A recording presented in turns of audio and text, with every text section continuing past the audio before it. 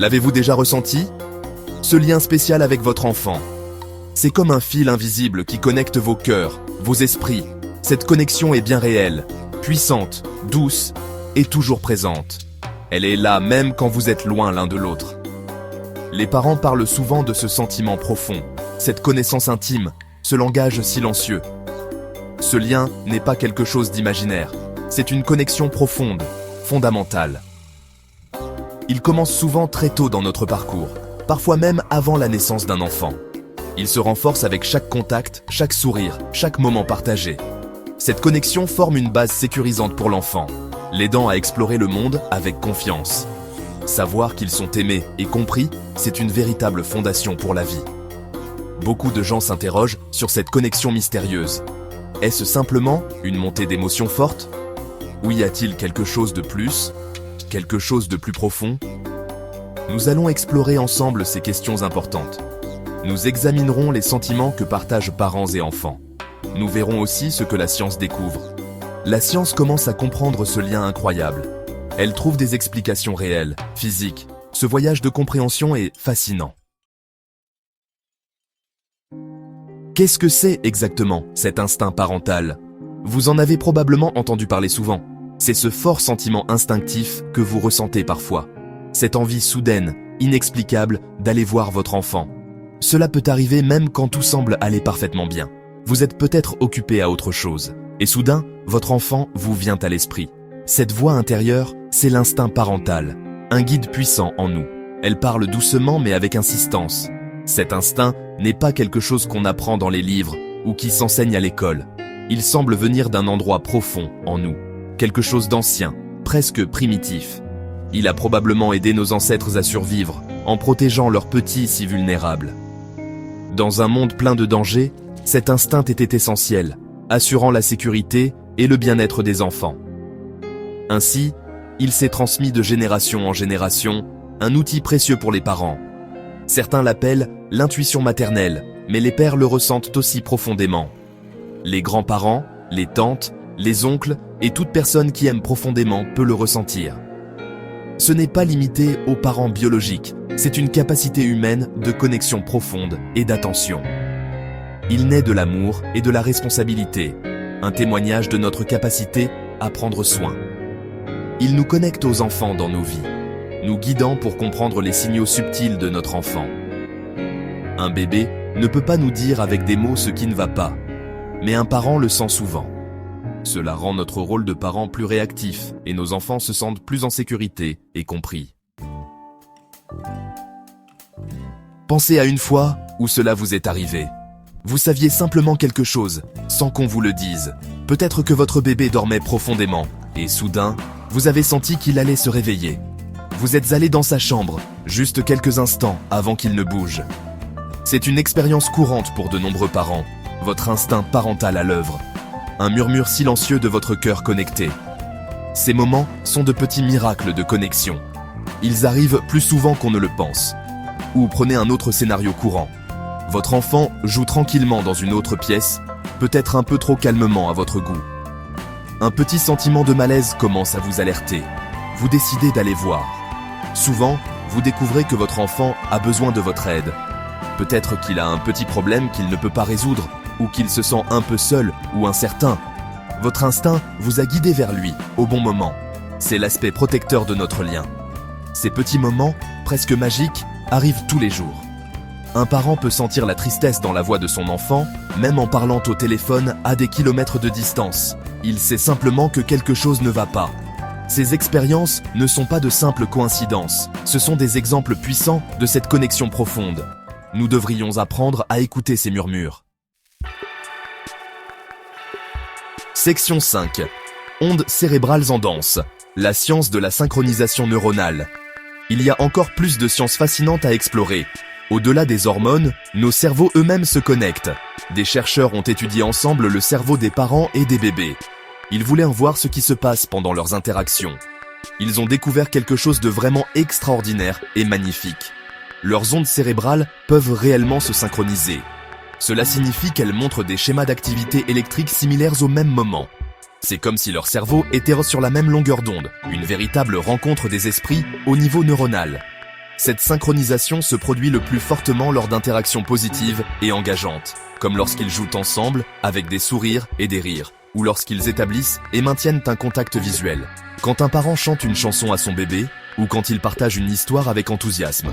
Ces moments partagés créent un état cérébral partagé, une danse neuronale délicate et réactive. Cette synchronisation neuronale remarquable aide à la communication, rendant le dialogue non-verbal beaucoup plus fluide. Elle aide le parent à mieux comprendre les signaux du bébé, à interpréter ses indices et à y répondre de manière appropriée. En même temps, cela aide le bébé à se sentir compris, vu, entendu et validé par son parent. Imaginez leur cerveau dansant ensemble, en harmonie, construisant une base solide pour leur relation. Cette danse neuronale est incroyablement puissante pour le développement, soutenant les processus d'apprentissage de l'enfant. Elle les aide à apprendre sur les émotions et les signaux sociaux, soutenant leur développement émotionnel et leur régulation. Alors, la prochaine fois que vous plongerez votre regard dans les yeux de votre enfant ou partagerez un moment de jeu joyeux, souvenez-vous que vos cerveaux sont peut-être en train de se synchroniser, tissant une toile de connexion encore plus forte. Section 6. Au-delà de la coïncidence. Histoire frappante de connexion. Nous avons tous entendu ces histoires incroyables, qui semblent défier toute explication simple. Elles impliquent souvent un parent et son enfant. Une mère peut se réveiller soudainement au milieu de la nuit avec un terrible sentiment d'angoisse. Elle, d'une manière ou d'une autre que son enfant, qui est à des kilomètres à l'université, est en danger. Elle appelle et ses pires craintes sont confirmées. Ou elle ressent une envie de prier et découvre plus tard que son enfant était en péril à ce moment précis. Ces histoires se transmettent dans les familles, nous laissant nous interroger sur la nature de ce lien. Prenez un père qui est au travail, occupé en réunion.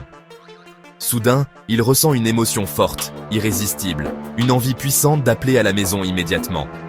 Il ne peut pas expliquer pourquoi, mais le sentiment est urgent.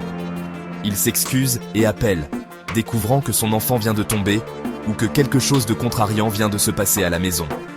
Ces histoires sont étonnamment courantes. Beaucoup de parents ont vécu de tels moments qui semblent être plus qu'une simple supposition. Ces cas dramatiques sont-ils de simples coïncidences? Sont-ils simplement des tours de notre esprit? Ou une mémoire sélective? Ou quelque chose de plus profond se produit-il dans ces moments? Ces expériences sont profondément ressenties par ceux qui les vivent, ayant souvent un impact qui change leur vie. Elles suggèrent une connexion qui va au-delà de ce que nous pouvons facilement mesurer, un lien qui transcende la distance physique. Alors que la science continue de chercher des explications, ces histoires puissantes touchent nos cœurs et nos esprits. Elles nous rappellent le mystère profond qui existe encore, le mystère entourant le lien entre un parent et un enfant.